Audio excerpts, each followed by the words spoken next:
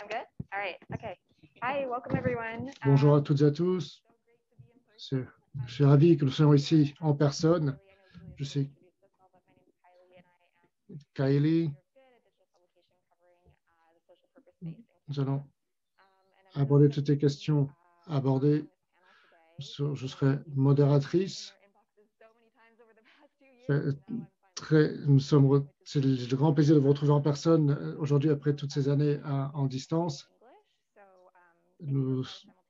Si vous avez besoin d'interprétation depuis l'anglais, n'hésitez pas à aller prendre vos récepteurs.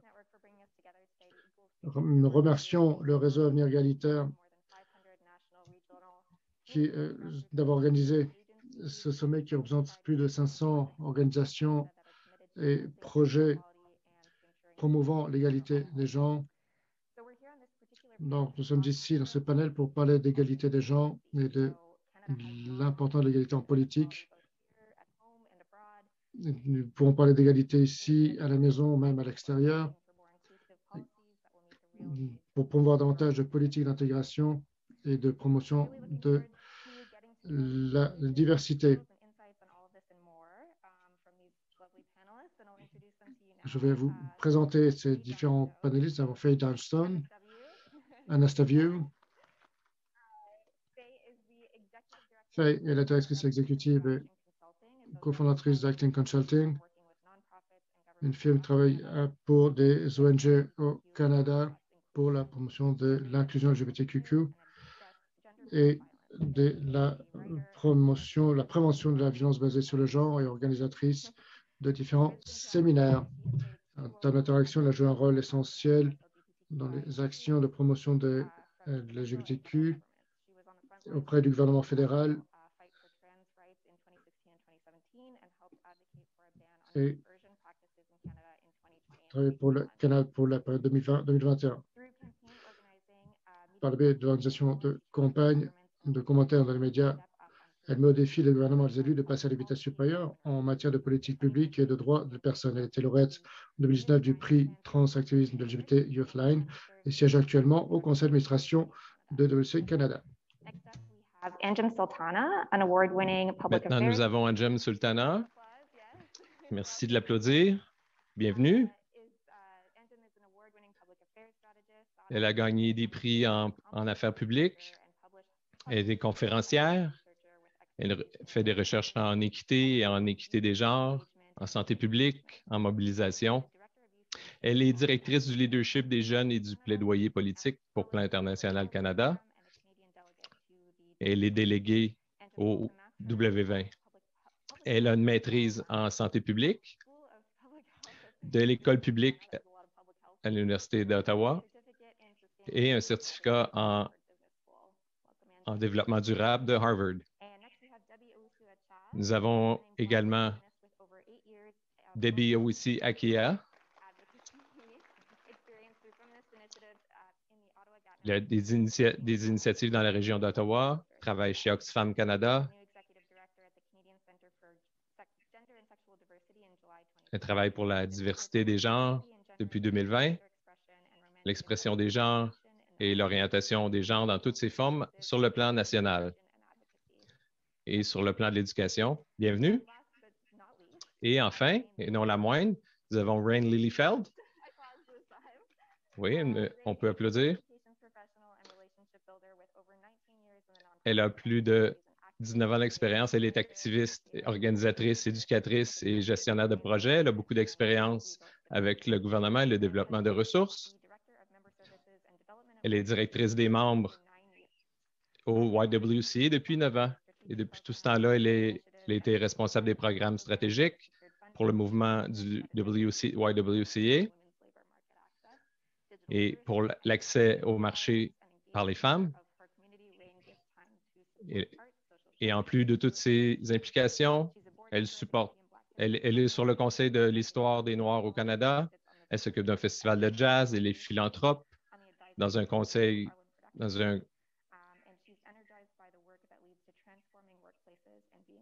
et elle est énergisée par le travail qui modifie les milieux de travail. Donc, bravo pour vos CV. C'est incroyable. Donc, entrons dans le sujet. Ma première question, j'aimerais qu'on parle de représentation.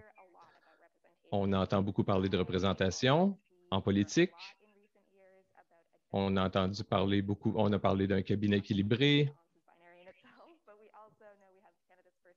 On a eu la première femme ministre des Finances du Canada. Donc, on accumule beaucoup de représentation.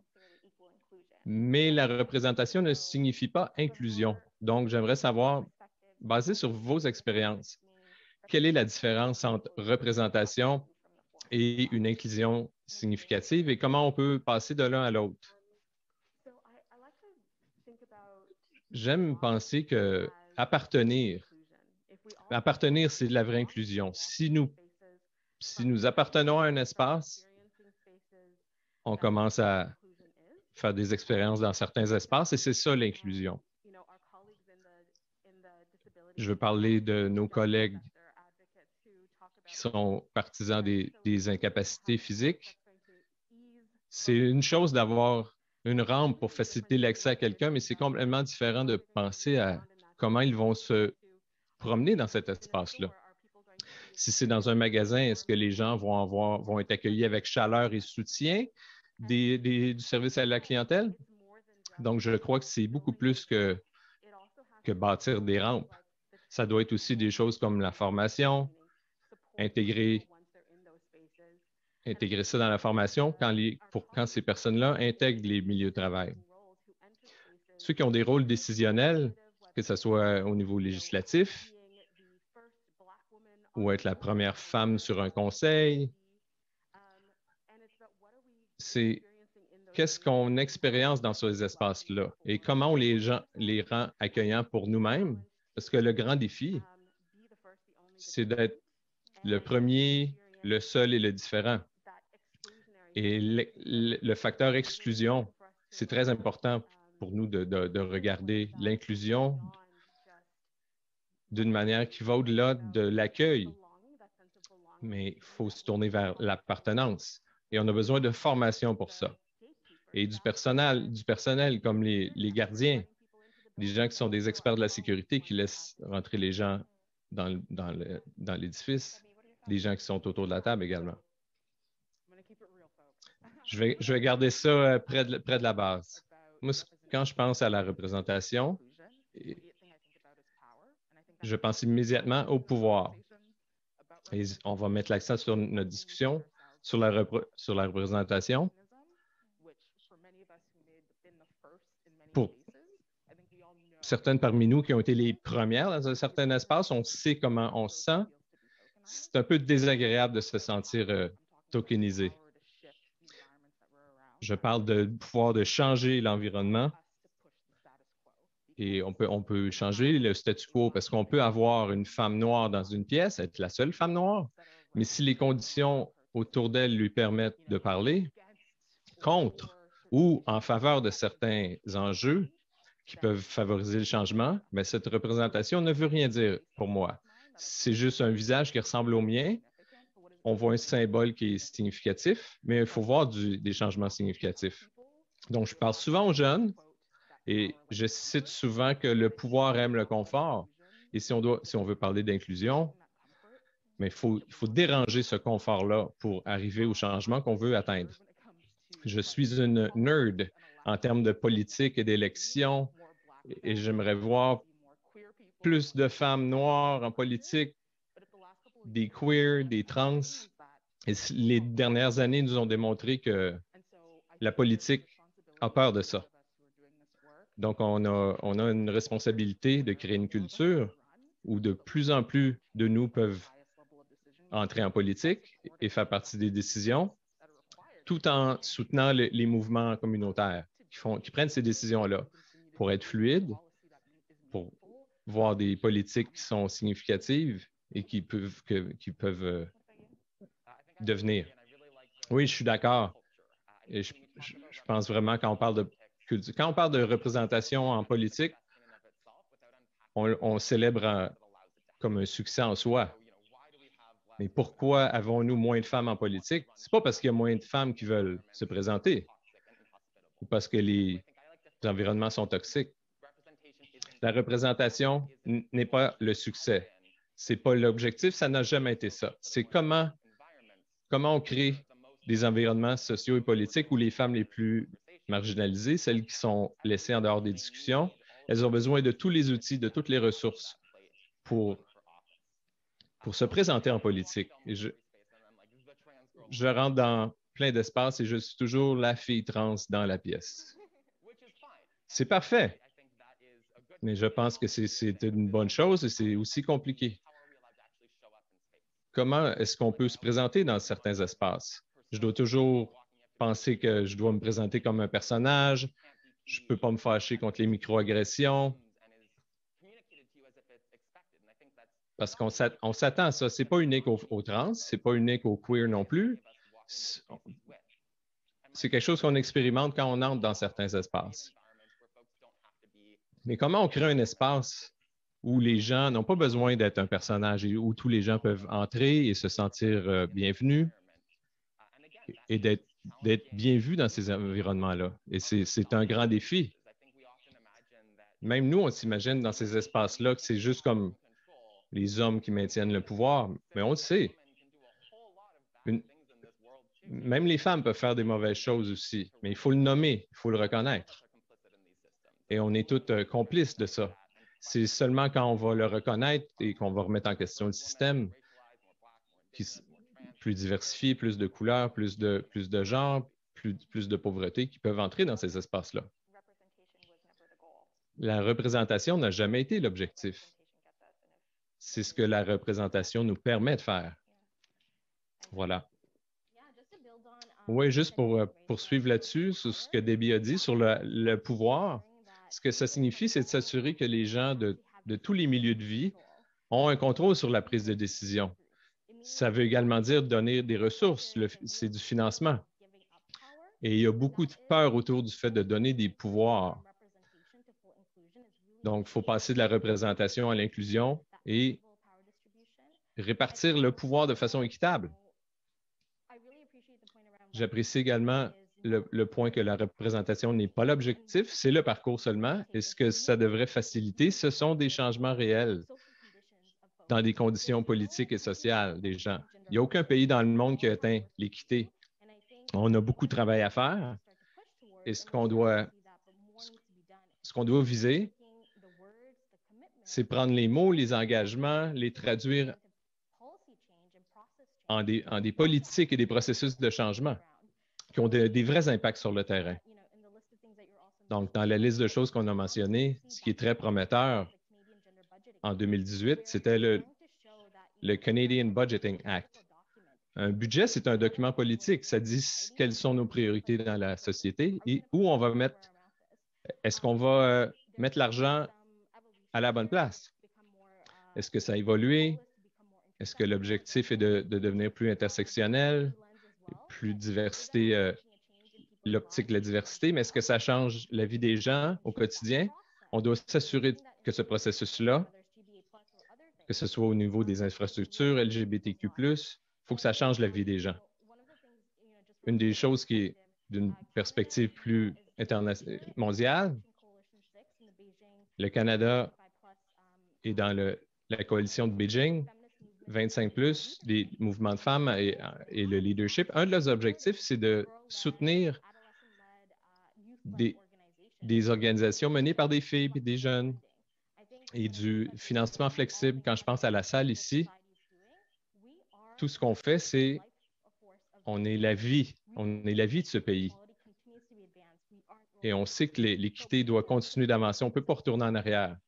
Mais nous devons soutenir la société civile. C'est flexible, ça marche pour les communautés selon leurs besoins. Donc, quand on parle de passer de la représentation à l'inclusion, il faut mettre en place les processus qui vont faire ça également. Question de suivi là-dessus, je sais que une partie de ça, c'est la liberté pour les organisations d'être politiques et de faire de la représentation politique. Est-ce que vous en faites tous de la représentation politique? Quelles ont été vos expériences autour de ça? Avez-vous senti des contraintes ou qu'avez-vous besoin de faire pour que ce soit plus significatif? Oui, vas-y. sans être trop politique, je regarde au gouvernement antérieur, à chaque fois qu'on essaie de faire de la représentation, il y a une peur des organisations queer et trans. Et c'est la même chose pour les mouvements de femmes. Si on est trop agressif, si on ne sourit pas de la bonne manière, bien, on va être pénalisé pour ça. Et je pense que le gouvernement actuel a changé ce récit-là. Mais l'éléphant dans la pièce, c'est qu'on a toujours peur de voir des répercussions si on ne demande pas un meilleur avenir. Et nous avons toujours besoin de prier, en fait. Et ce gouvernement a fait beaucoup plus que ce qu'on aurait pu croire, mais c'est peut-être pas assez. C'est pour ça qu'on a besoin de plus de permission des gouvernements pour être critiques. Et ça va mener à une société plus saine, des mouvements plus sains, et on ne peut pas permettre que les gouvernements agissent en vacuum. On doit pouvoir les critiquer. C'est jamais assez. Il y a toujours du progrès à faire, ben oui. Juste pour ajouter là-dessus, je mène une organisation nationale depuis 2 ans. Je l'ai senti de ne pas pouvoir rien dire parce que mes budgets organisationnels viennent du gouvernement. Mais je suis une activiste qui est venue là-dedans depuis le mouvement communautaire, le mouvement étudiant. Et j'essaye d'être un peu plus... je me suis avec le budget fédéral. J'ai été cité dans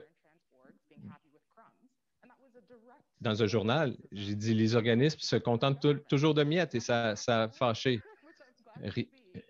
Heureusement, rien n'est arrivé par la suite, mais je pense que ce qui est encourageant, c'est qu'il y a une demande et on le sent qu'il faut critiquer, c'est important, comme on vient de mentionner, parce que nos gouvernements deviennent plus forts si on ne le fait pas. Il faut le faire aussi de façon respectueuse. Il faut comprendre qu'il y a un travail de collaboration avec le gouvernement, surtout si on est le pont entre les communautés, les mouvements, jusqu'à la table où les décisions se prennent. Mais je pense que cette peur-là est légitime. Mais je suis contente de voir qu'on va au-delà de ça. J'aimerais ça que ça soit coordonné pour les trans et les queers, mais il y a décidément cette peur. Et on apprend des anciennes générations qui ont essayé de ne pas pousser trop fort. Donc, c'est une conversation intergénérationnelle qu'on doit avoir. Des gens qui ont été dans le mouvement depuis longtemps et des plus jeunes. Comment on peut faire ça d'une manière qui est mutuellement bénéfique, tirer des leçons à travers le temps et pour pousser vers l'avenir? Il y a beaucoup de défis quand on essaie de s'organiser ensemble. On a vu ça en Ontario. Certaines de nos organisations ont essayé de se rassembler pour faire du lobby, pour travailler ensemble. Mais les guides électoraux autour des coalitions et de la publicité, tout ça, c'était vraiment épeurant. Et mes collègues dans toute la province se sont demandé, est-ce qu'on va trop loin? Qu'est-ce qui va arriver à partir de maintenant? Donc, il y a une certaine clarté. On veut repousser ces limites-là et on veut être là, mais il y a un manque de clarté qui amène une peur. Évidemment, on ne veut pas avoir des amendes de 100 000 $ pour nos organisations pour avoir publié le mauvais tweet. Donc, c'est ce genre de clarté qui va être très aidante pour nous. Je pense qu'il y a vraiment un pouvoir autour des coalitions. Il faut s'allier, faire entrer le secteur légal, les différents secteurs et le secteur privé, le gouvernement. Et quand je pense à la promotion, j'aimerais ça construire une culture où nous sommes tous des défenseurs. On peut tous être des défenseurs de différentes façons. Et il y a un réel pouvoir si on peut mobiliser différents piliers de la société. Et on l'a vu avec le soin pour les enfants. Les syndicats travaillaient avec les mouvements des femmes et ça fait 50 ans qu'on parle de ça. Il y a encore beaucoup de travail à faire, mais on l'a vu. Toutes les juridictions dans notre pays ont signé une entente pour le soin des enfants. Et durant la pandémie, les gens ont toujours collaboré, mais c'est devenu encore plus vital et urgent durant la pandémie. Et j'ai vu ça s'est transformé en défense. Il y a des organisations qui travaillent à l'échelle nationale. C'est très puissant quand les gens dans tout le pays chantent la même chanson. Et les défis et les périls de la politique, c'est très important qu'il y ait dans votre circonscription. Et c'est ces gens-là qui retournent à Ottawa. Donc, si vous êtes capable de cibler circonscription par circonscription dans tout le pays, il y a plein de belles choses qui peuvent être faites. Mais ça prend des ressources. C'est comme ça qu'on bâtit le pouvoir. Donc, seul, on ne peut pas faire ça. On n'a pas d'impact systémique, mais en travaillant ensemble, c'est faisable. Et je pense que le mouvement pour les enfants, il y a un événement cette semaine à Ottawa, je pense. On peut tellement apprendre d'eux. Et il faut rester vigilant aussi. C'est un autre aspect qui est important. On voit du progrès, on voit les choses avancer. Mais si ce n'est pas assez implanté, il y a un autre gouvernement qui peut arriver et complètement défaire le travail qui a été fait. Donc, il faut penser à comment on peut vraiment ancrer le travail qu'on a fait, le travail de notre génération, parce que c'est le travail d'un défenseur aussi de rester vigilant. Quand on voit des choses dans un environnement qui dit « Oh, ça pourrait être un retour en arrière », donc il faut s'activer dans ce temps-là, il faut agiter.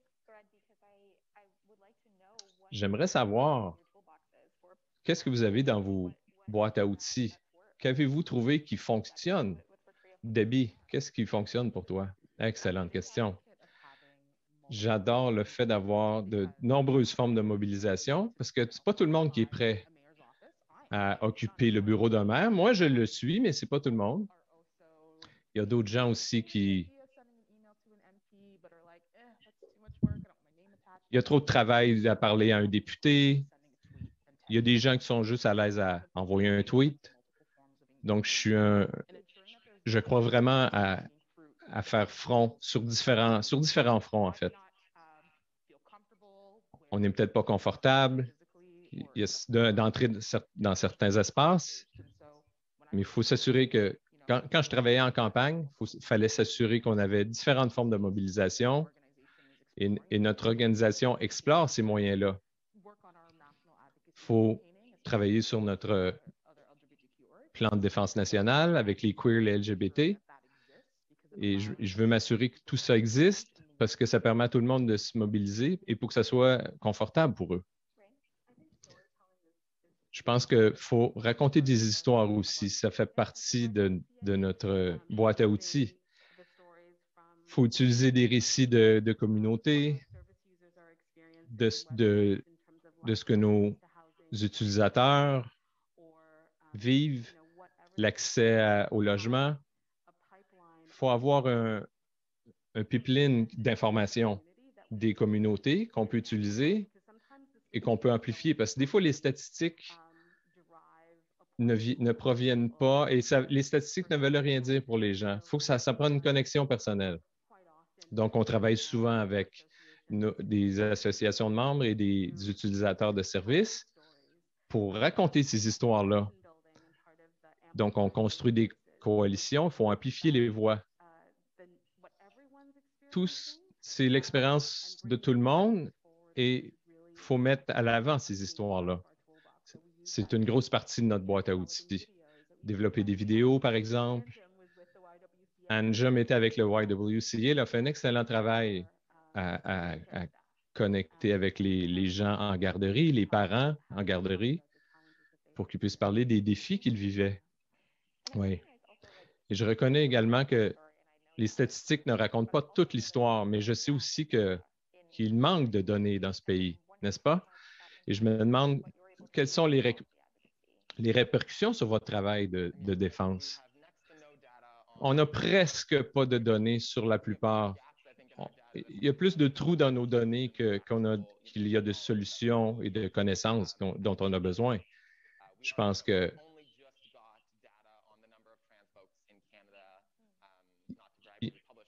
nous avons publié une excellente étude hier sur les trans et la diversité des jeunes en termes de suicide. Et on doit se baser sur des preuves, pas seulement sur le degré de sévérité, mais aussi quelles sont nos solutions pour régler les lacunes. On n'y pense pas beaucoup, mais faut se battre contre ça. Comment on met un coup sur une solution? Sur le harcèlement, quand on ne connaît pas la prévalence. Et comment on peut démontrer au gouvernement que nos solutions auront de réelles répercussions là-dessus. Ça, c'est l'autre morceau sur lequel contre lequel on lutte. Il faut parler à différents partis. Ils vont toujours vouloir entendre des choses différentes. Et notre soutien doit venir de tout le monde, mais de la bonne manière. Mais à la base, on ne comprend toujours pas GDB au-delà d'une histoire simple, comme une femme qui se fait insulter en public. On n'a pas de données plus profondes sur qui et où, quelle est la connexion entre le harcèlement. Donc, il y a plein de choses qu'on ne sait pas encore. On commence à explorer tout ça. Donc, je viens du secteur de la santé. On aime beaucoup se baser sur des preuves. Mais souvent, c'est un mythe, ça. On a aussi besoin de données pour appuyer notre travail, pour créer du changement, pour avoir des répercussions dans les vies et le bien-être. Et l'expérience des jeunes femmes et de différents genres également. Dans mon outil, dans ma boîte à outils et sur le panel ici, les gens ont été très actifs durant la pandémie, c'est de créer un espace pour notre travail de défense. Ça devrait être le point numéro 1 à l'ordre du jour. Raconter nos histoires aux médias. On a parlé de l'article du Toronto Star, par exemple.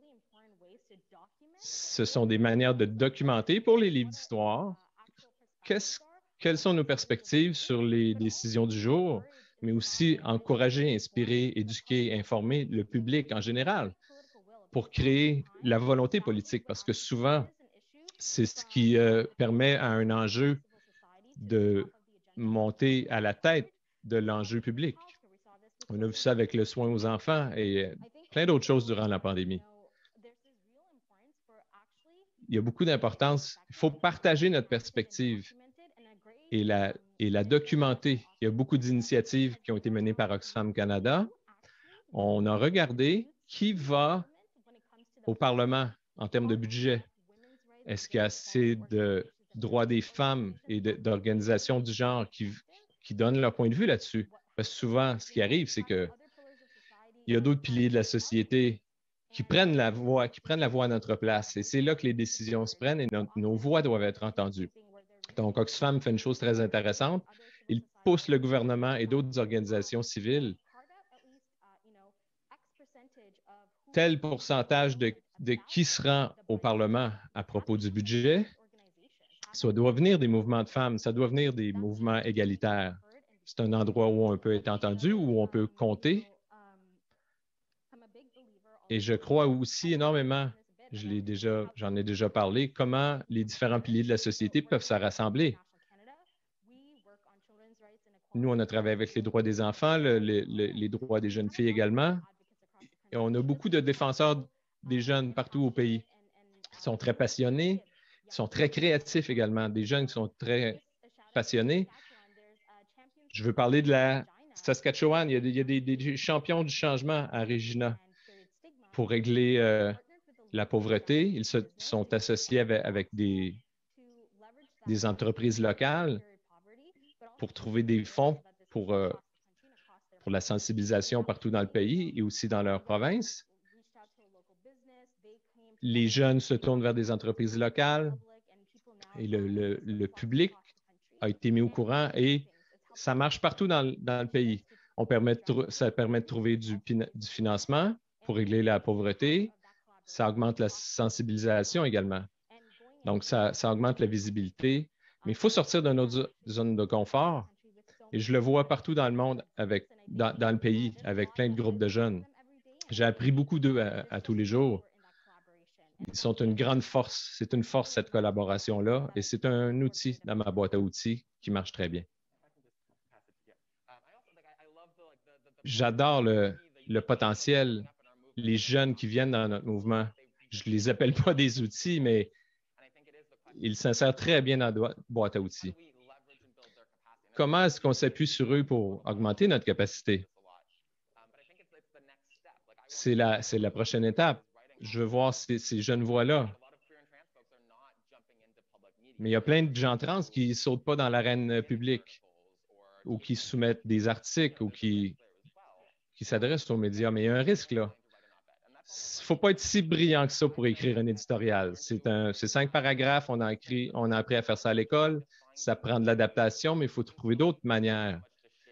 Il y a plein de gens qui ont des choses à partager, mais ils ne partagent pas autant qu'ils devraient, ils se retiennent.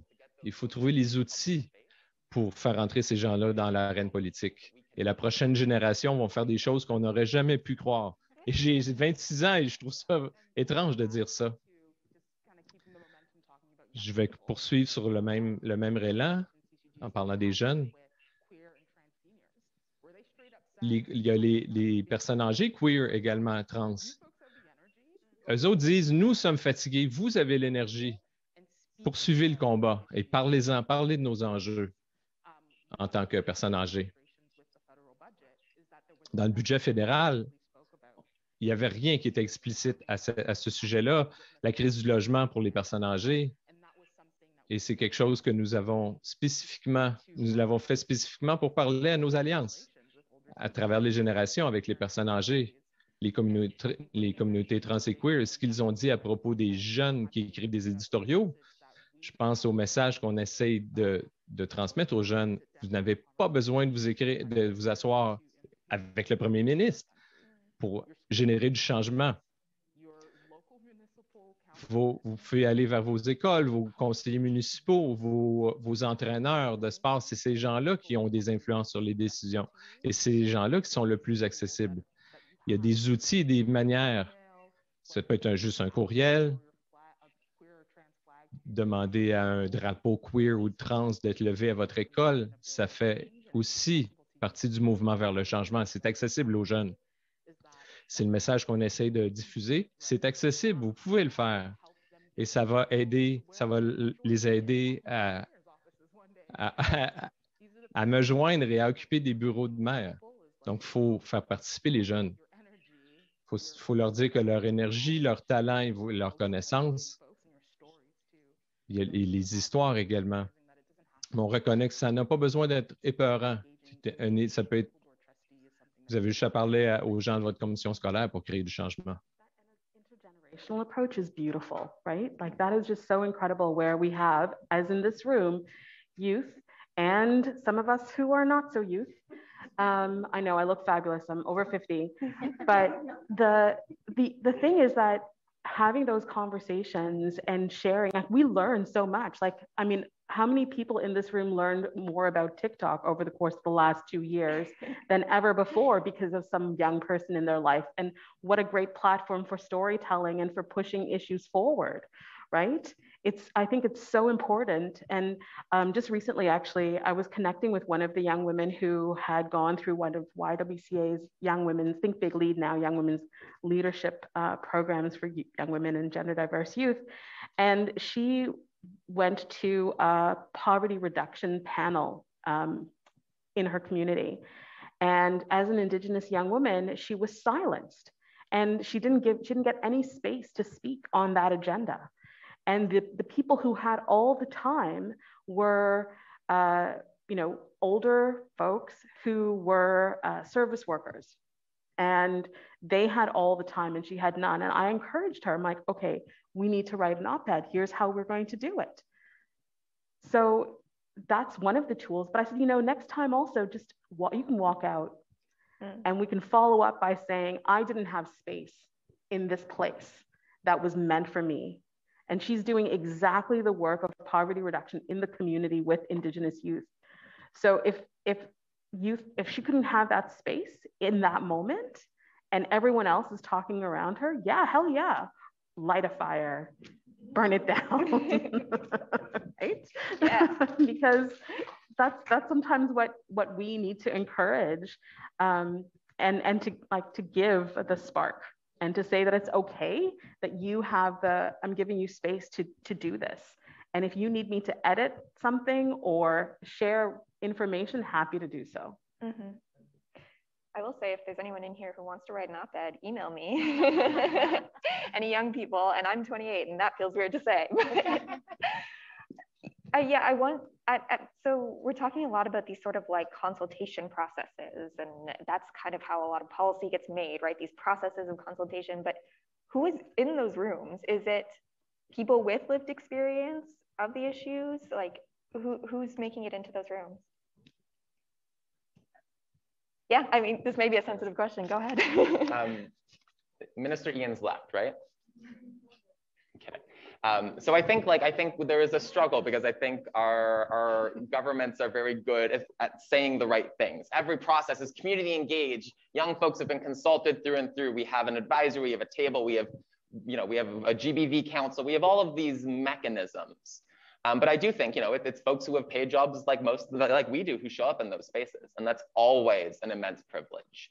And I worry, does the language, I come from co-creation, I come from co-development. We're going to design new interventions with young people, folks with lived experience, researchers, and service providers. And I think this government is moving the needle on that. But I still think there's a danger of using the word community engaged process when we aren't following through on it. I think there's a danger of using the word survivor-led if we're not following through on it. And I think a lot of the time we think that chatting with 3 people is survivor leadership. Chatting with 3 people is not survivor leadership. It's the 3 folks that were able to show up to your downtown Ottawa meeting and sit in the room with a minister and not be terrified. And so I think we are getting better at this. And I'm seeing, governments are leveraging civil society to do engagement and recognizing that we can reach community easier and better than they ever could. But that also doesn't mean that they're accountable to what they heard. And that's part of the struggle too, is they can listen and listen and listen, and listening is great. I love people who listen. But if I then see a LGBT action plan that is a paltry investment compared to what our communities need, I'm like, so you consulted with everyone, and then when it came to a cabinet conversation, we weren't prioritized. And so consultation doesn't mean engagement and doesn't mean meaningful engagement.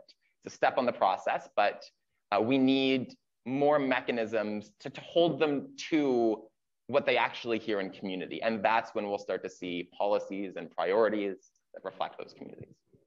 Right, because it can cause damage too, right? In communities, like I was having a conversation with Louisa Dongo, who runs Inspiring Communities at Nova Scotia, and she was talking about this concept of the trauma it can cause in communities when they're forced to talk about their trauma, and then it doesn't even result in any policy change. We banned conversion therapy, which is a good success, but survivors from day one were not just calling to put a piece of legislation in place. They were calling for supports for the hundreds of and thousands of survivors of conversion practices who've been traumatized by horrible human beings. They need support, and legislation doesn't end conversion practices. Policies, intervention, public education. And so we promise folks the moon, and then we don't deliver anywhere near the degree of substance that would actually create change in community. On this, so this is an example, the sort of conversion therapy advocacy you've been doing. I'd like to ask everyone else too, what's on your agenda over the next sort of year or so? What are some of the policies that you're going to be pushing for? And Ray, maybe we'll start with you as interim CEO of YWCA. You have sort of this bird's eye view of what's happening across the country. What's on your agenda? A big part of our agenda is to move things forward on the National Action Plan on Ending Gender-Based Violence, looking for details, commitments, clarity, timelines. So that's a really big piece for us. We continue to work nationally around building housing. So our challenge with, we know what the rents are like across the country. So the YWCA is really trying to build a lot of affordable housing. And that is a challenge. And so we are working with, CMHC and looking at their policies and practices in terms of making that possible. So some of our colleagues have had real challenges in terms of getting things built, where their initial proposal to build affordable housing, maybe 38 units, 41 units, the cost of the build tripled over the course of the last 2 years. And so that's something big that we're pushing forward, is to continue on around making sure that women's housing is built. And it's affordable, accessible, and it doesn't drain our colleagues who are really just sort of advocating constantly to get things built, you know, and have people move in and all of that. So those are the two big pieces for us: is affordable housing and ending gender-based violence. Mm-hmm. Debbie? Yeah, love this question. So okay. So I have this lovely cover photo on my Facebook. It's a screenshot from a show called Days of Sumero. And there's an awesome Black feminist who has her quote that says, "Black women tried to tell you." And I say that because I've been engaging in Black feminist politics as soon as I was able to grasp the English language, but really as, you know, young 18-year-old who moved to Ottawa. And many of the conversations I've had with Black activists across the country have been a lot of trying to warn decision makers that there is a very growing, strong, well-resourced white supremacist movement that is homegrown, and that if we continue to do the thing that Canada loves to do, that is say, we're not the US, everything is fine here, you are blatantly ignoring the lived realities of many people in this country. And when things get bad, we will be there to say, we told you so. I say this because as someone leading an LGBTQ organization, we know that there's a direct connection and overlap between anti-LGBTQ hate, specifically anti-trans hate, and how that is a direct entry point to white supremacist radicalization in this country. We know that young people, young queer and trans youth, and we've seen this with legislation in the States, are a prime target for this witch hunt that we've seen in the States and that is also happening here in Canada. It exists. We see it at the school board level. There are far-right groups who specifically target school board trustees to lobby that they will push for policies that are harmful to queer and trans youth. And unless we build a, you know, cohesive cross movement building that is proactive and not reactive, I think we're going to be preparing for a very scary moment in a lot of the accomplishments that feminist activism has seen in the last couple of years. That is intersectional, that's queer and trans friendly, et cetera.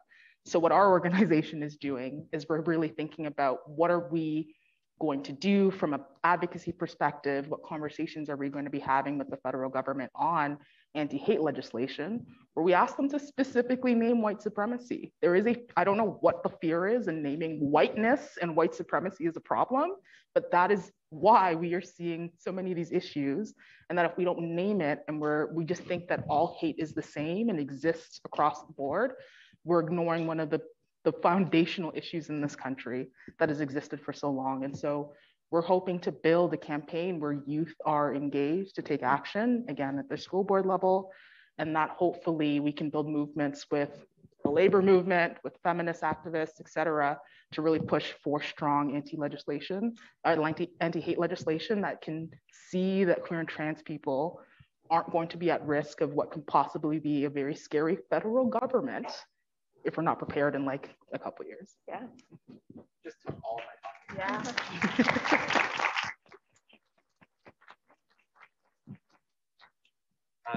So I would agree in full, right? And I think like I'm actually like I have been in the like LGBT activist space for 8 years now, and I actually don't think I've ever been as scared as I am right in this moment. And I think folks don't recognize or realize that. So to add on what Debbie said, we've seen over 100 bills in the U.S. targeting the rights of trans kids, particularly trans girls. We are also seeing that in the US, that didn't stop there. They used attacks on the bodily autonomy, and that is actually what we're talking about here. It's right to healthcare. It's accessing essential medically necessary health services. Well, it didn't stop with targeting trans people. What happened next? They came for abortion rights. They came for women's bodily autonomy. They came for critical race theory is now demonized in American schools. We often pretend that isn't happening here. We live in Ottawa. We suffered through the convoy. We saw white supremacists occupy our downtown core for a month, and our cops stood by and did nothing. We saw not only white supremacists, we saw transphobes, anti-trans groups, anti-2S LGBTQ groups hanging out in those spaces. That is what scares me in this moment. And that is what I don't think any of us have fully opened. I mean, Black feminists have been saying this for a long time. I don't think many or most of us have fully opened our eyes to the degree of backlash that is coming in the very near future. And none of us are ready for it. On the feminist movement side, I don't actually think we're as ready to come to bat for trans communities as we think we are. We're making some progress, we're making some movements, we're building coalitions. This panel is a representation of that. And the fact that the four of us know each other fairly well and have been collaborating and working together and maybe sharing each other's boards and showing up from one to the other. But I think there is a need for our feminist movements to recognize that anti-trans hate translates into misogyny. And that we have to also be willing to counter the dog whistles and the red herrings that are focused on trans and gender diverse folks, because they're going to be manipulated against cis women too. They're going to come for butch lesbians. They're going to come for gender nonconforming young folks. That is the fight that we're stepping up into right now. And the UK has been in this for 5 years. The US has been in this and it's been growing for years and years on end. We keep imagining we're better. We keep imagining we're different. I still have 16-year-old trans kids who crash on my couch because they don't feel safe going to the women's shelters. And so we need to open our eyes to the degree of hate in this country, the degree of momentum we still need to build, and the fact that many of us in our communities haven't recognized that we are in crisis mode. And I feel like I am in crisis mode every day. And I would love a day where we weren't, but we need to be together in fighting that hate. And it starts with recognizing that it's rooted in white supremacy. It's rooted in colonialism. And most of transphobia is rooted ground for that. Thank you. Yeah, I just wanted to just soak in what you said. And I think just really recognizing that, you know, we can't really talk about, like, there's been a lot of conversations over the last number of months around recovery. How can we recover in a climate like this? And I think this is something that's incumbent on all of us. We can't, none of us can thrive if not all of us are thriving. And, you know, the things that impact any one of us impact us all. And I think that is my hope with this pandemic, people recognizing those interconnections and what all of you have, you know, brought to the fore for all of us to recognize and sit with. Right now, one of the things I've been thinking a lot about and our team has been thinking about is how do we actually give folks the tools to talk back, to share their impact, share the impact of what's happening, to share their perspectives. And right now we've been doing a lot of work around building the confidence of young people across the country to advocate, to share, to fight for systemic change. And it's everything from building skills and knowledge about the issues, but also creating the spaces for young people to connect with one another. Because as we know, any one of us can make an impact, but our impact is so much greater when we can come and join forces and share our knowledge and share our skills. But also creating those pathways for young people to actually speak truth to power and bringing them directly in spaces where decisions are being made. So that's been a lot of our work right now around building the confidence, building the knowledge and skills. And I don't know if folks have read this article. It came out a couple months ago, and it was around this idea of the imposter syndrome. Just wanted to talk with folks here, like, has anyone experienced that imposter syndrome before? Yeah. Right now. Yeah. And so it was this really interesting article because what it talked about was that this imposter syndrome that you feel is manufactured because many of the spaces that we sit in were not built for us. And so there is actually people who are benefiting off the status quo, and there's actually nothing wrong with us. We are more than capable and more than capable of actually giving incredible impact and giving our incredible insights, but the systems around us were not built for us. So if we feel a sense of nervousness, if we feel a sense of hostility, if we feel a sense of not that sense of belonging that Rain talked about, that's not actually anything to do with us. That's the system. And what we need to do is dismantle where we need to, create that change where we need to, but it has nothing to do with us. And so that was a real aha moment, because sometimes you feel that sense of isolation and nervousness, and you feel like you're the only one feeling that, but actually all of us are experiencing it. It's actually a symptom of something larger: white supremacy, racial injustice, and misogyny, and all these different pieces where that was the foundation for the current systems in place.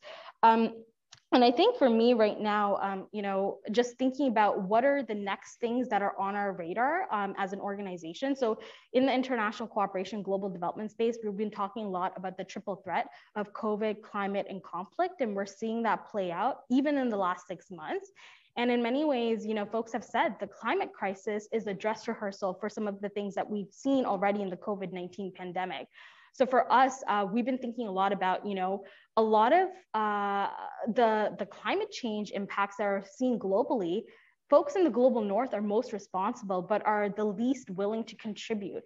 And global south is experiencing those challenges disproportionately. And so we've been doing a lot of work around the loss and damage agenda and really working with youth-led activists like Ineza Grace, who is a Rwandan-based activist who leads the Youth Loss and Damage Coalition, and actually creating spaces for thought leadership and using our contributions that we can make as an organization to amplify and put forward the ideas of young activists all around the world. And I think that's what we need more than ever. There's incredible ideas, but people are not hearing them or listening. And as folks here have shared, we need to all be listening to those ideas. And I think each of us— Il faut parler de ces idées. we have different skills OK. and assets and contributions we can make. Donc, Working with pourquoi on travaille avec des groupes qui cherchent l'équité? Je pense que c'est quelque chose que j'aimerais observer plus, parce que c'est de cette façon qu'on va voir ces changements systémiques. Si on promeut ces idées qui n'ont pas vraiment reçu assez d'attention. Donc, j'ai beaucoup d'espoir et d'optimisme et j'espère que nous allons apporter ces changements. Avant d'aller à la prochaine question, j'aimerais poser la question. Quelles sont les politiques que vous aimeriez créer pour combattre la suprématie blanche, la transphobie, la misogynie? Je pense que je réponds trop vite, mais j'ai toujours quelque chose à dire. Je pense que pour du côté anti-trans, le mouvement d'équité des genres, on peut peut-être souligner l'équité des genres, et je suis la première personne à dire que le gouvernement écoute les personnes trans beaucoup plus qu'auparavant, mais j'aimerais également qu'on surveille la haine transphobe. Est-ce que tout le monde connaît Barbara Kay?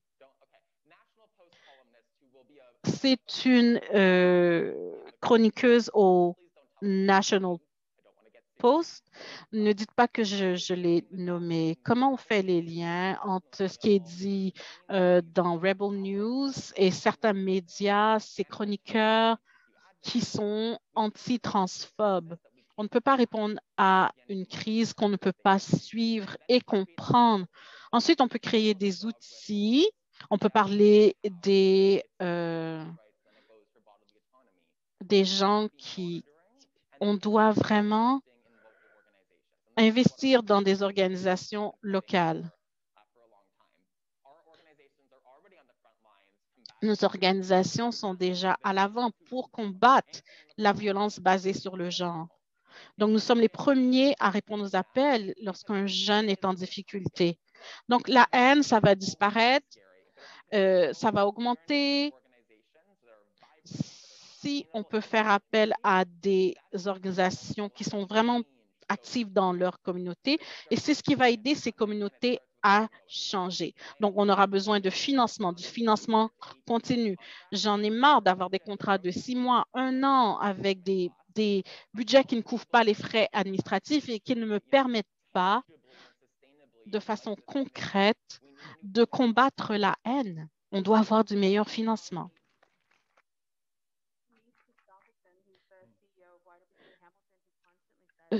Le CEO Hamilton dit que nous ne sommes pas des projets, nous ne sommes pas que des projets. Nos organisations ont besoin d'un financement clé pour pouvoir faire le travail que nous faisons. Et je pense que la société civile, c'est ce qui nous a aidés à traverser cette pandémie et ils sont là.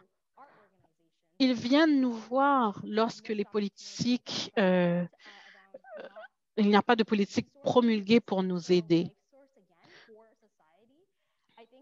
Je pense que c'est un symptôme de cette dévalorisation du travail, des soins de santé. Je pense que c'est quelque chose auquel on doit réfléchir, le travail des travailleurs, des prestataires de soins, payés, non payés, essayer de valoriser leur travail.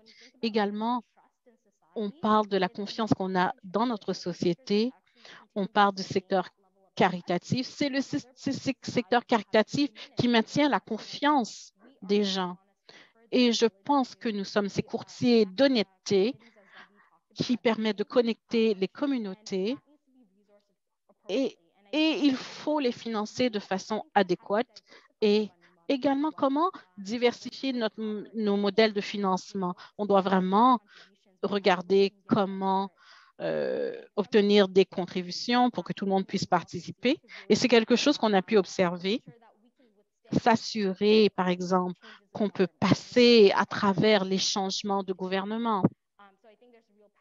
Et je pense qu'il y a un certain pouvoir à avoir des contributions individuelles et de réunir les gens, les amener à participer à notre mission. J'aimerais ajouter, pour répondre à votre question, une réponse des médias pour la haine anti-LGBTQ et la suprématie blanche.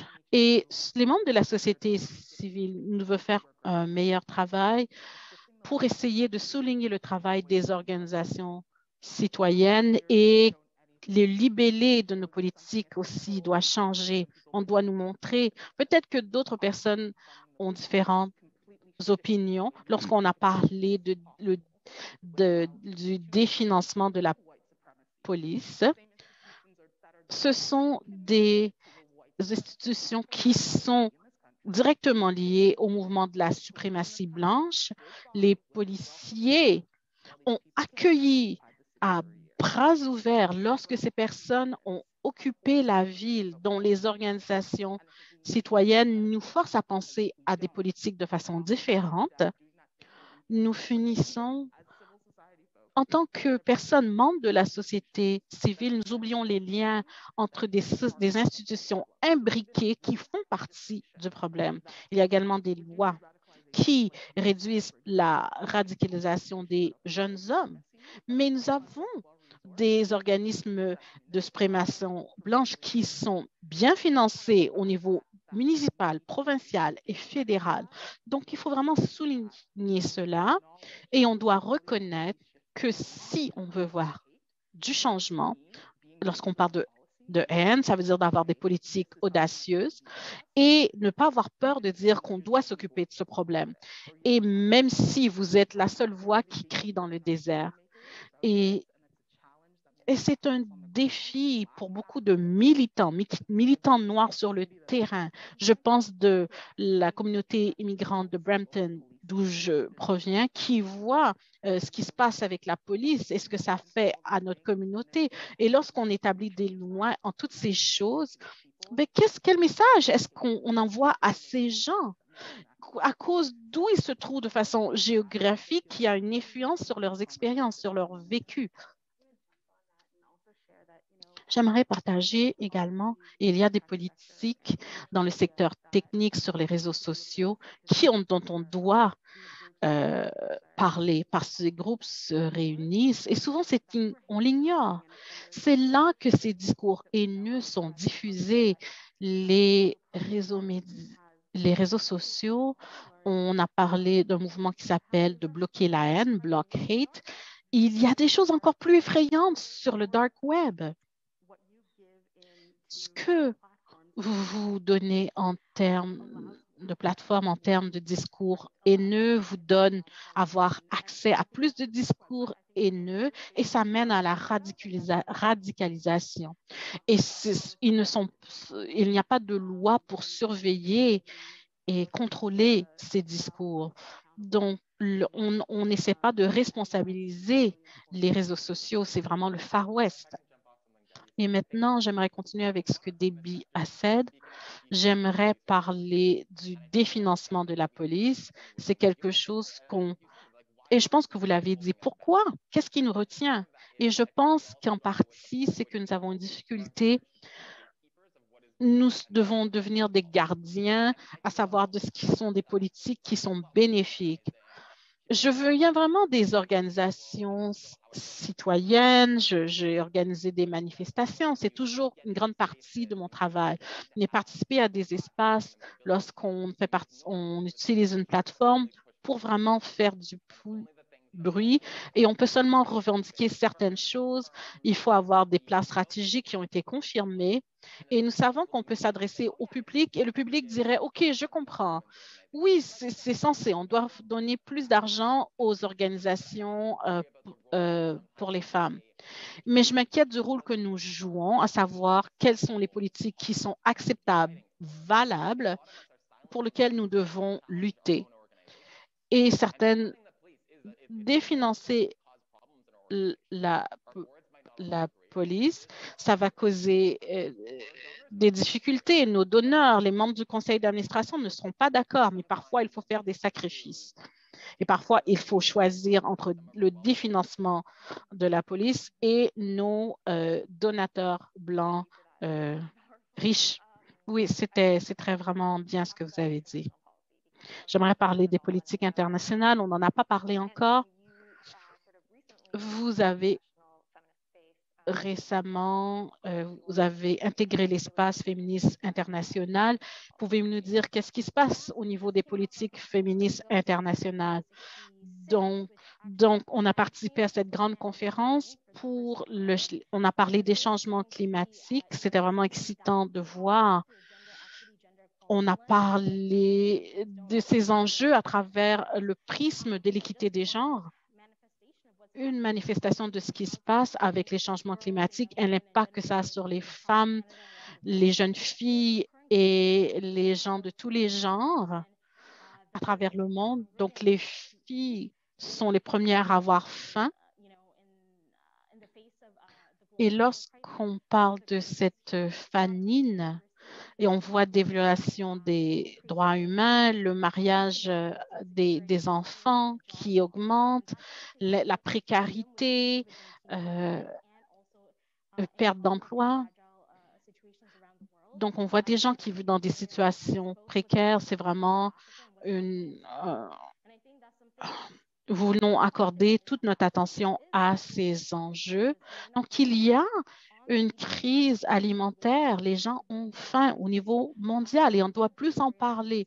Donc, c'est quelque chose qu'on doit parler, accorder plus d'attention. On doit regarder ça sous le prisme de l'équité des genres.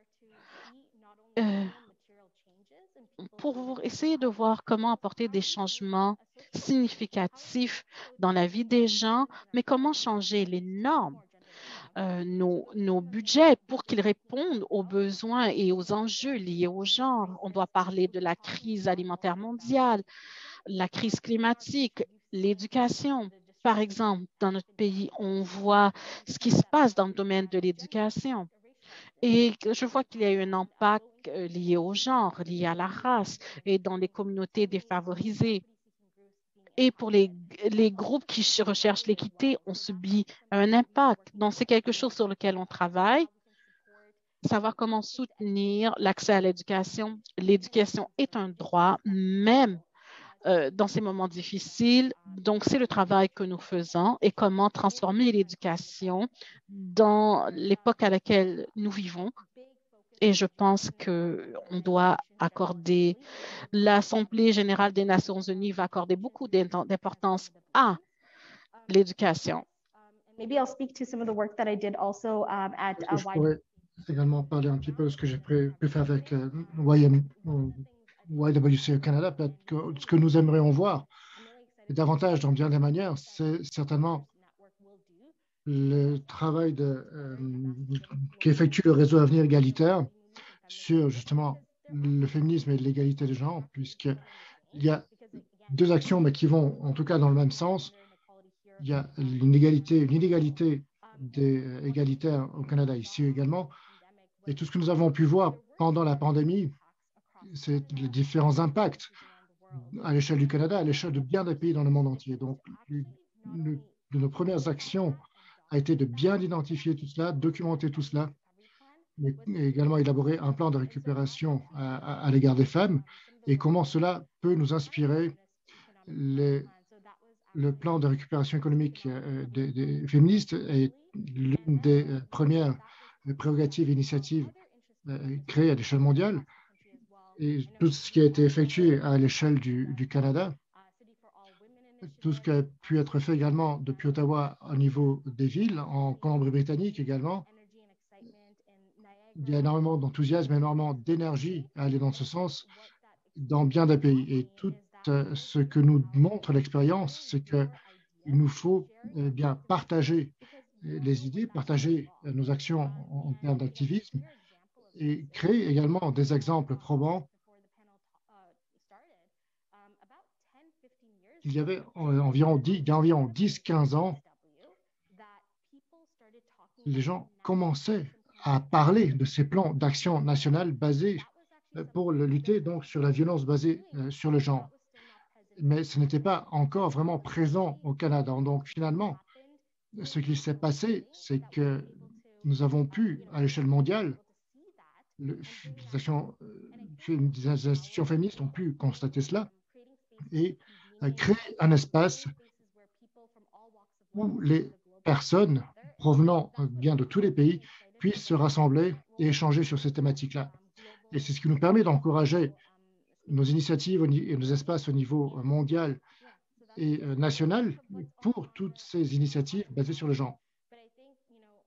Mais je pense que ce qui est assez similaire à l'échelle de tous ces pays, c'est vraiment de reconnaître les actions transformatives sur des questions de genre et les réponses appropriées, ainsi que la sensibilisation sur les questions de genre. Et cela peut avoir vraiment un impact qui permet par la suite d'engendrer davantage d'égalité.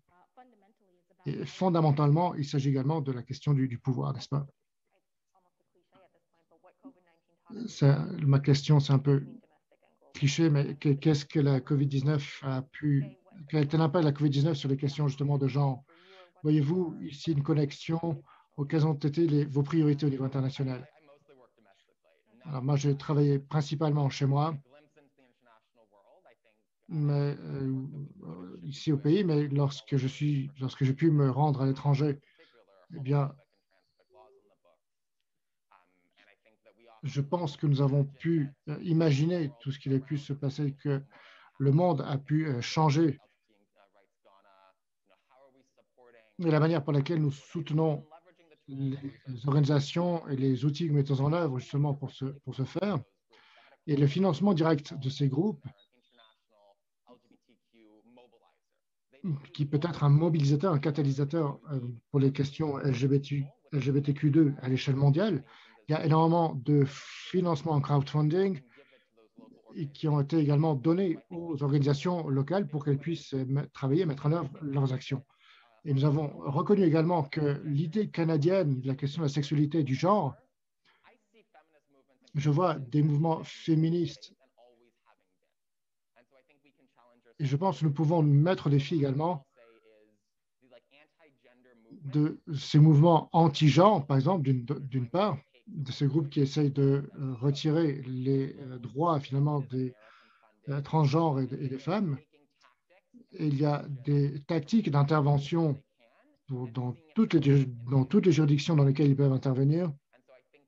Et je pense que nous devons besoin d'avoir davantage conscience d'où provient l'argent et vers où va l'argent.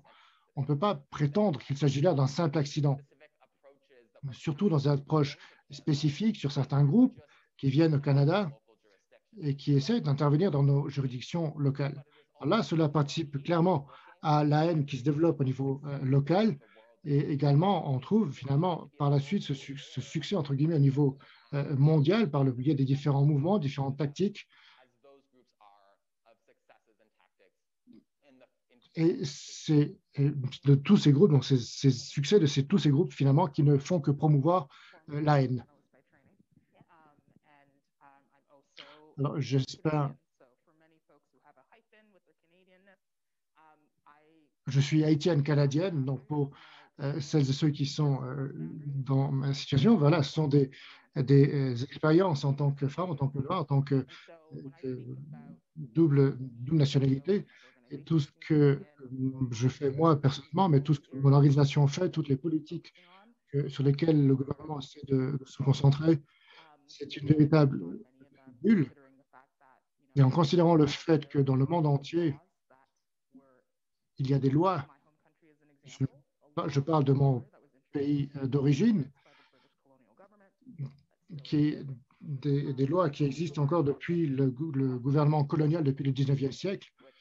Et je ne sais pas même ce que ça signifie, mais c'est souvent interprété par les États. Et cela a un impact direct sur la communauté LGBTQ2.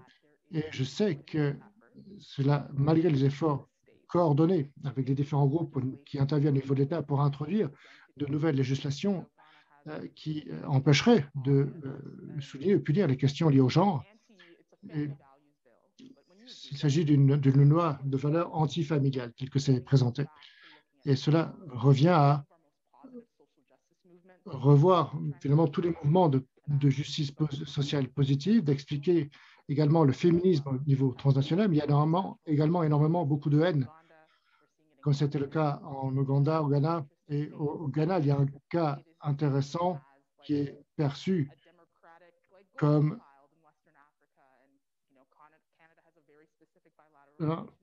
disons que le Canada a vraiment une relation spécifique avec le Ghana, et cette loi qui a été passée dans ce pays, mon pays d'origine, le Ghana, et qui est finalement appliquée dans tous les pays à l'échelle continentale. Et c'est vraiment effrayant. Et moi, en tant que personne, c'est difficile à décrire, mais lorsque je vois l'activisme dans ce pays-là, bien, cela m'incite à être encore plus fier de ce que je fais. Mais ils n'ont pas la même expérience que ce que pouvons-nous vivre ici.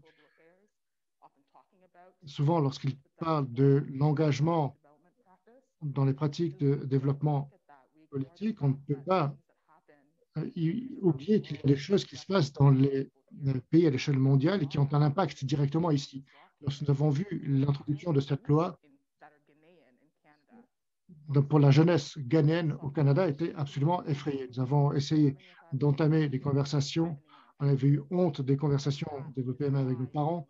Et c'est la raison pour laquelle la réponse du Canada sur ces questions-là est absolument intersectionnelle.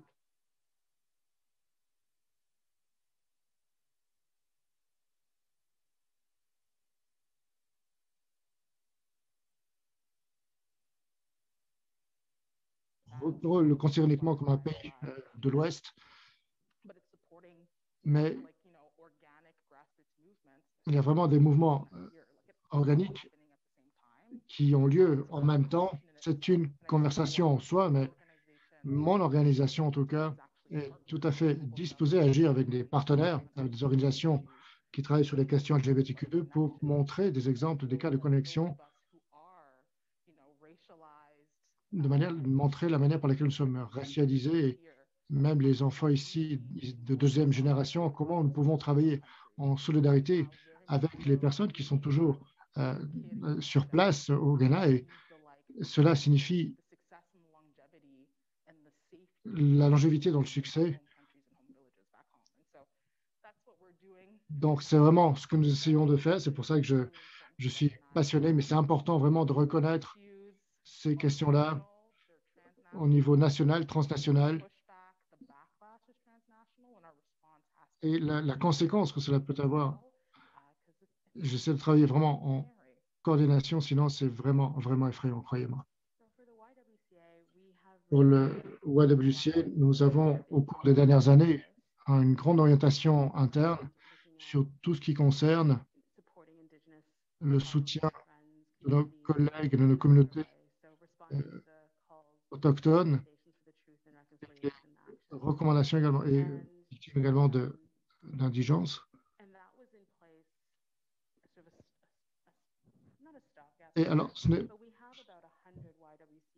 nous avons plus d'une centaine de YWCA à l'échelle mondiale et nous jouons un grand rôle de soutien pour l'ensemble des communautés coopérative, il s'agit vraiment de financer certaines de nos organisations qui font un travail essentiel à la base, nous permettant d'identifier les conflits liés également au changement climatique.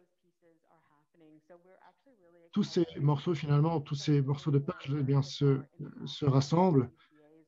Et avec le YWCA International, nous avons commencé à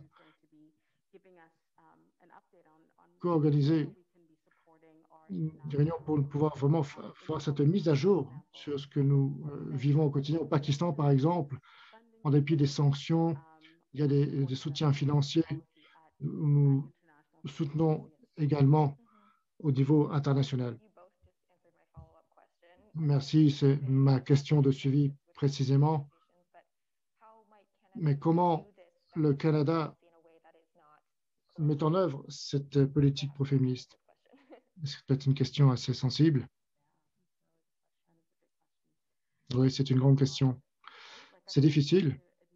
Je pense que nous devons admettre que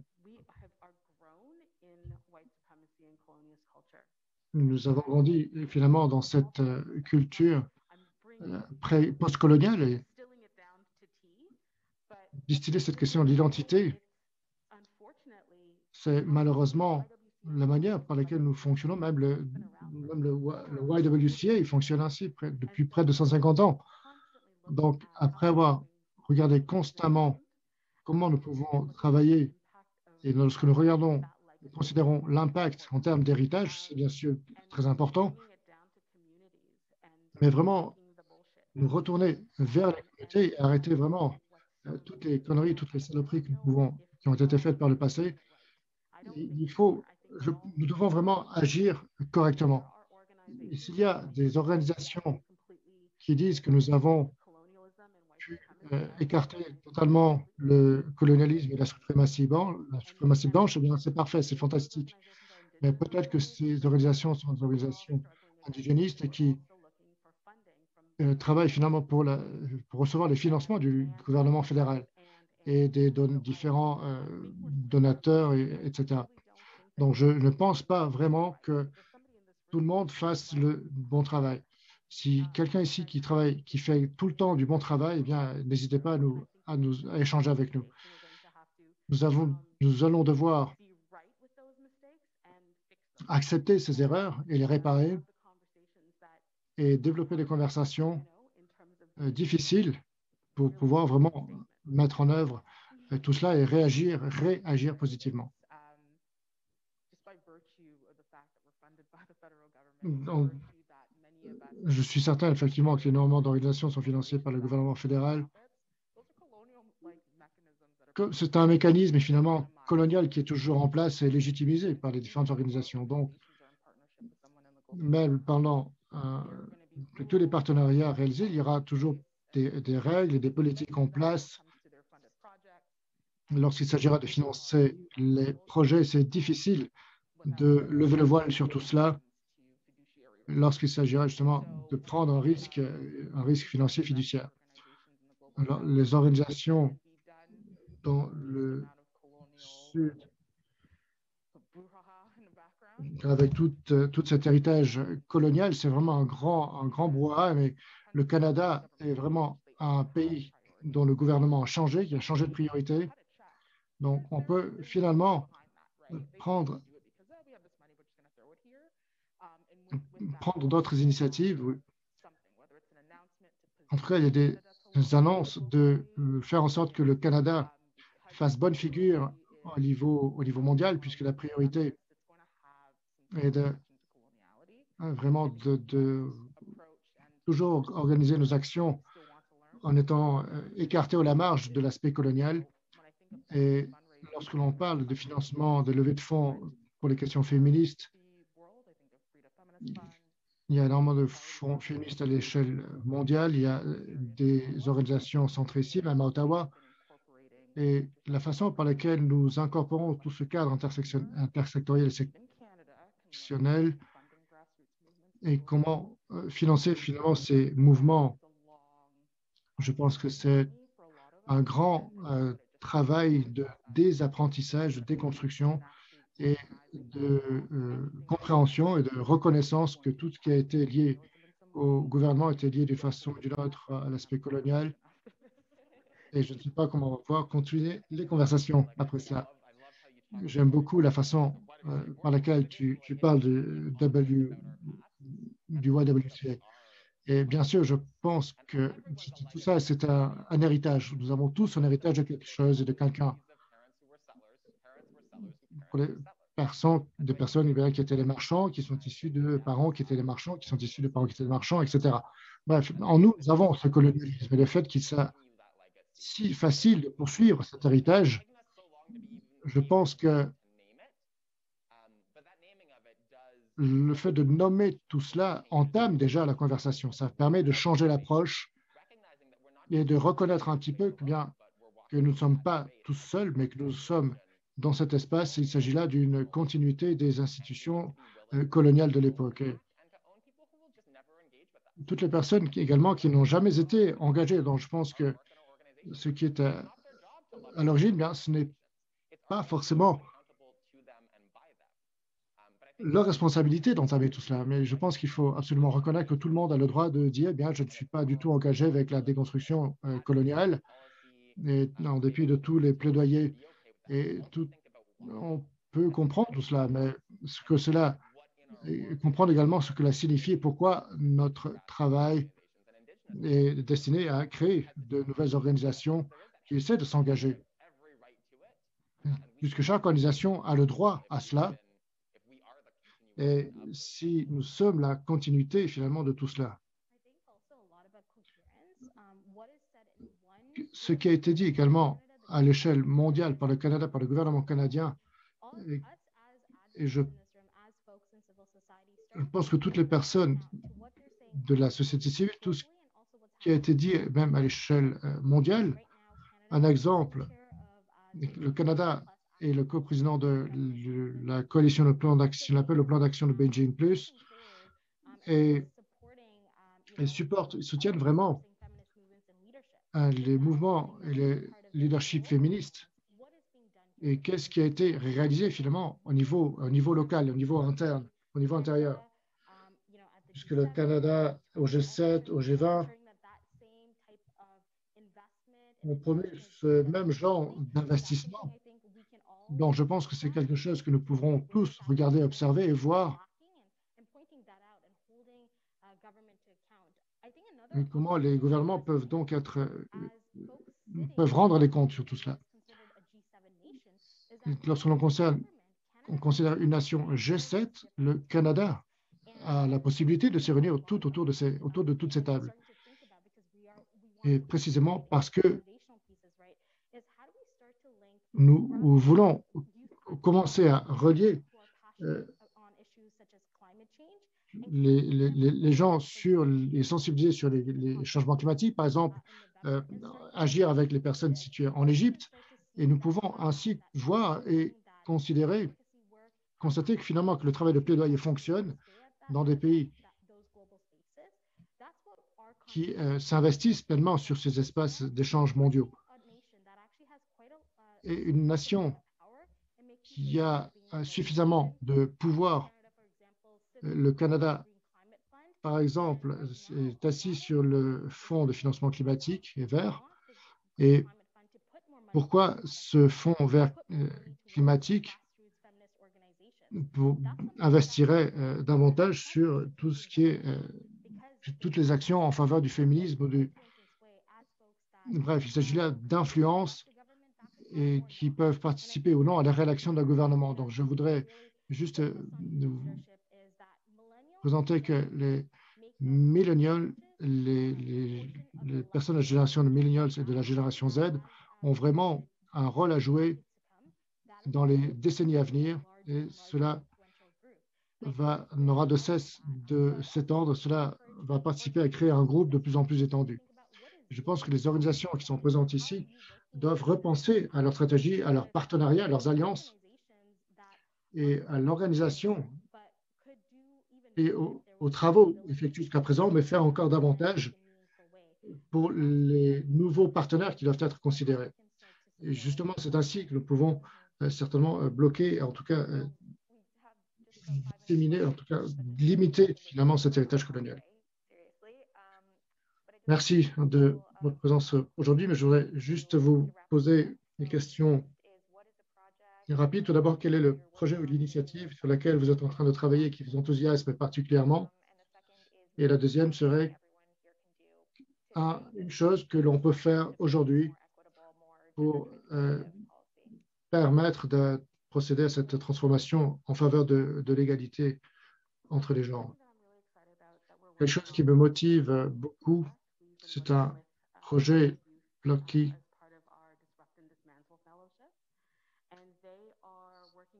il travaille sur un projet qui va être lancé cet automne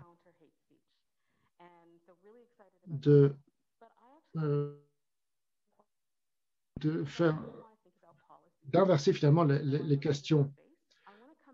Je voudrais revenir sur la manière par laquelle vous allez réagir et agir en tant qu'individu pour participer au changement dans les conversations qui permettent bien d'amener au devant de la scène la jeunesse et de mieux comprendre. Donc, je vous mets au défi au cours de la semaine prochaine d'amener quelqu'un avec vous et de converser, s'il s'agit d'une personne jeune, si vous avez même une conversation rapide avec quelqu'un, mais faites quelque chose de manière individuelle, non pas au sein de votre organisation, mais individuellement, puisque je pense que nous faisons tous un travail remarquable. Vous êtes tous ici dans cet espace, dans cette salle, et vous allez être particulièrement motivés dans les travaux qui sont les vôtres, mais je vous encourage bien d'amener quelqu'un, de faire venir quelqu'un. Alors, un projet en termes de diversité, j'annonce officiellement qu'il y a un projet fantastique en termes d'éducation sexuelle à l'échelle du pays qui fournit des outils aux éducateurs qui sont toujours assez effrayés d'enseigner les questions de sexualité, mais qui ont davantage effrayé d'enseigner à l'égard des jeunes. Et sera peut-être à l'initiative d'une campagne qui nous permettra de développer de nouvelles actions. Et je serai ravi de participer vraiment au changement dans les conversations et de participer à l'éducation en termes de ce que les individus peuvent faire au sein des organisations de la société civile. Vous avez parlé tout à l'heure de pouvoir, même pour celles et ceux qui travaillent en tant que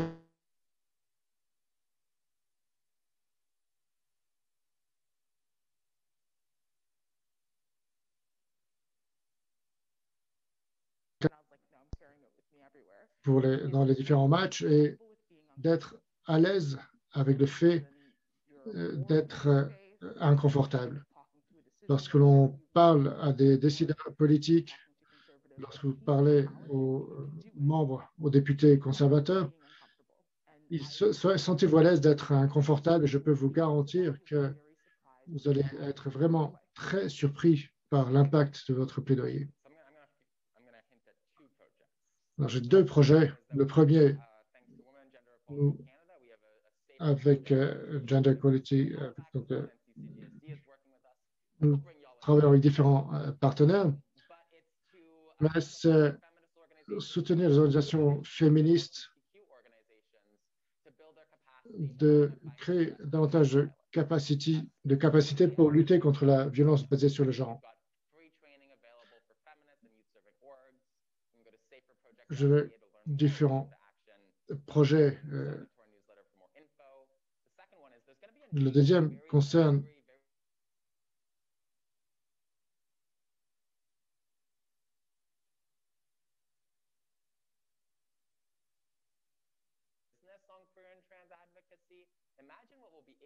en tout cas qui vont être créés par le biais de levée de fonds. Donc, ce que nous pouvons faire, c'est entre la séparation que nous créons entre les féministes et les différentes organisations, lorsque vous reprenez vos activités professionnels, d'envoyer un courriel aux responsables des actions d'associations gays, des associations trans. Ils ont des ressources, jamais assez, mais ils n'ont pas forcément de services de ressources humaines, mais en tout cas, ils accueillent volontiers des volontaires, des bénévoles. Et pardon de prendre tout.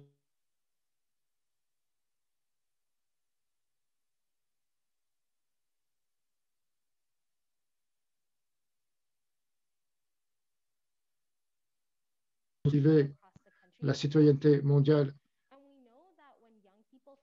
Et lorsque les jeunes sont à l'aise, lorsqu'on qu'ils ont confiance en eux et qu'ils ont suffisamment d'auto-estime, eh bien, c'est révéler ce pouvoir en eux et comment on peut les soutenir dans cette expérience et comment travailler avec les écoles ou les différentes institutions de responsabilité d'école. Et c'est ce qui est intéressant.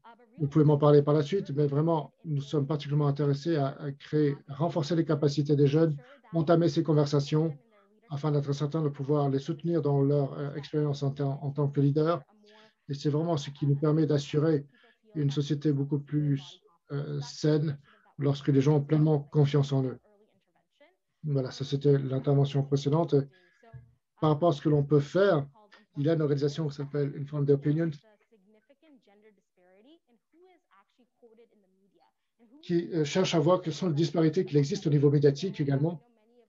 Et je sais que beaucoup de mes camarades ici en parlent et il est important de faire lever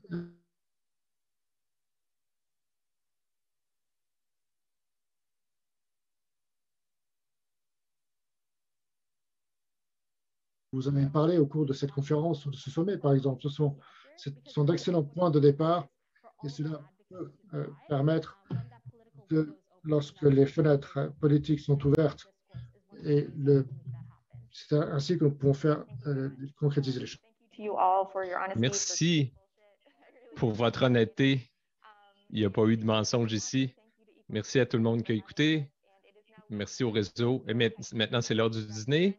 Donc, on se rend à l'Atrium, on va aller manger et on se revoit après.